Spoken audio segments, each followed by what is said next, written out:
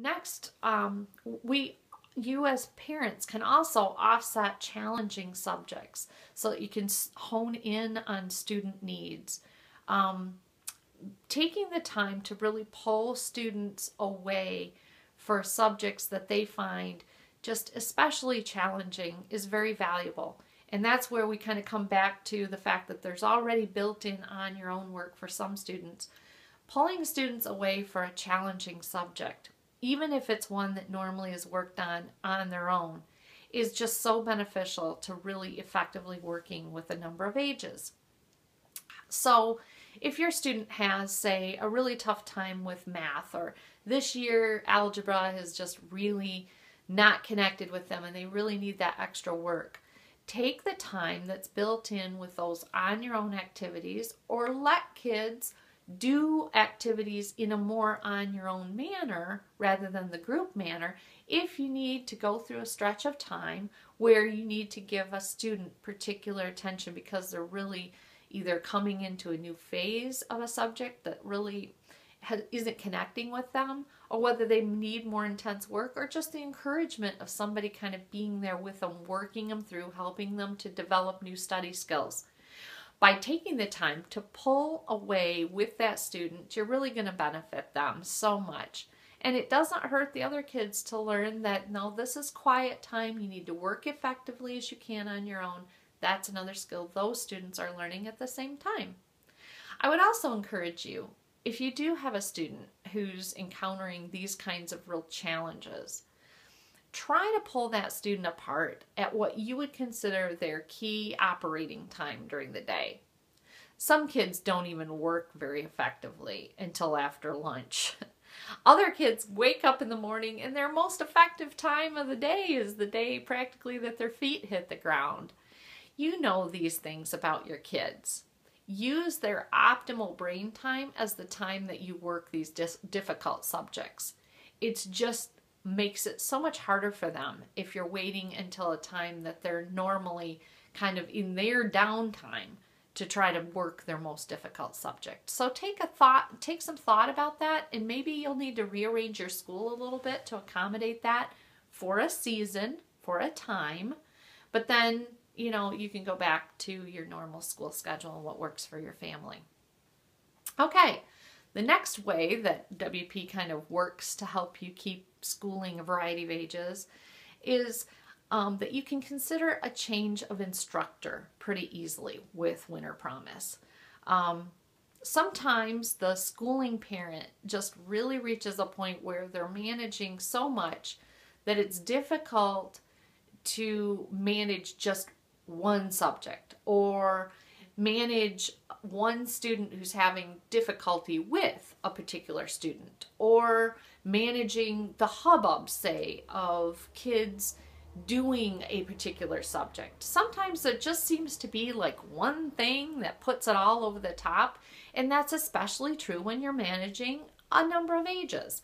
So I would encourage moms and dads to consider a change of instructor. Whoever isn't the primary teacher at home, get the other parent involved and take that time or that subject with the kids.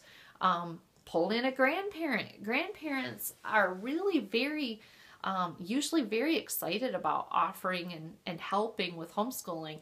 And WinterPromise materials, by and large, are so simple and ready to go that grandparents are going to have loads of fun taking one thing off a busy parent's hands. A special friend or mentor at church may be willing to pitch in, especially if it's kind of a short-term thing. Some moms run into difficulties with schooling when, say, they have a difficult pregnancy, or when a loved one really needs extra care, maybe in their home for some reason or illness. Manage these times of life by maybe pulling in a different instructor to just help out around the edges when you need it. Don't be afraid to ask for that kind of help. And then last of all, I would say one key challenge that parents face as they try to manage a variety of ages is that sometimes it's difficult to keep a clear view on whether or not your student is struggling with a certain school subject, or whether your student is actually struggling with a character flaw. Now, these can look a little bit alike. So let's say Janie has a real problem with science, and she's kind of always struggled with it. It's never been easy, but you got WinterPromise this year, and it does look a little more streamlined, and hey, there's a workbook, and Janie's always loved workbooks, and it looks a little bit more concrete than some of what you've done in the past, and it looks promising, but you're meeting some resistance from the start. Well, sometimes it's difficult to tell the difference between a student who is genuinely struggling with a school subject and one who's really struggling with a character flaw. Some of the character flaws that seem to come to light in school settings are that kids are just lazy. They don't want to do the work, or they're not interested enough to think that it's worth the work. So disinterest would be another one. They're unmotivated. Or undisciplined in their mind to just keep their mind on it. Now, maybe some parents would say, well, you know, school should just be interesting enough that kids never have to have those character qualities. Well, I have to say I disagree with that. Now, anybody who's listened to the other videos know that we here at WinterPromise focus on interest and fun and making it as fun and approachable and as exciting as we can. But there's just no way that any person can make it through school without encountering some subjects or some particular parts of a subject that they just really don't like. Whether it be memorizing timetables or conducting science experiments, generally a student is going to find something they don't connect with. Now, to some extent, workarounds help with that. But life just isn't about being able to excuse yourself from things that don't interest you, from things that are hard, from things that you just don't have the self-discipline to keep your mind on. This is the time, moms, dads, to build those character qualities in your kids. And I have found that just being able to put a name on what the student is struggling with helps them to realize that this isn't a part of maybe struggling with a school subject as much as it is struggling with something inside of us that we really have to learn to master. All of us struggle with character flaws, and so it's no one of us that has this problem. But this is the time, moms and dads, to really bring to bear the real fruits of homeschooling. If we're not addressing those character flaws as they arise naturally in our schooling, we're missing one of the major missions of our schooling experience. So as you deal with your kids in a variety of ages, try to really look and hone in on what is their particular need as far as their developing their character skill set.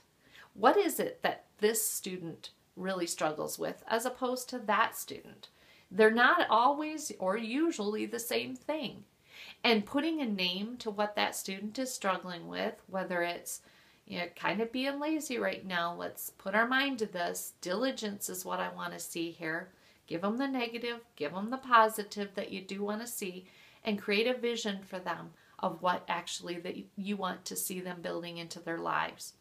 Sometimes the struggle with a school subject is genuine, and under either circumstance, you're going to want to have one-on-one time with that student to manage that.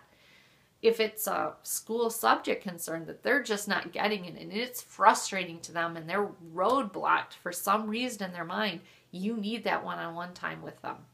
If it's the other, if it's a character flaw, you need that one-on-one time to help them work past that internal roadblock that's keeping them from effectively doing their schoolwork. It doesn't work to just sidestep it, because that character flaw is going to go with them their whole life if you don't manage it now. Now's the time to help them learn skills to actually manage that character flaw. In either sense, you need to, as a mom or as a dad, be there right for them every step of the way so that they either learn how to manage the school subject or learn how to manage their character flaw so that they become just a more effective either student or young person.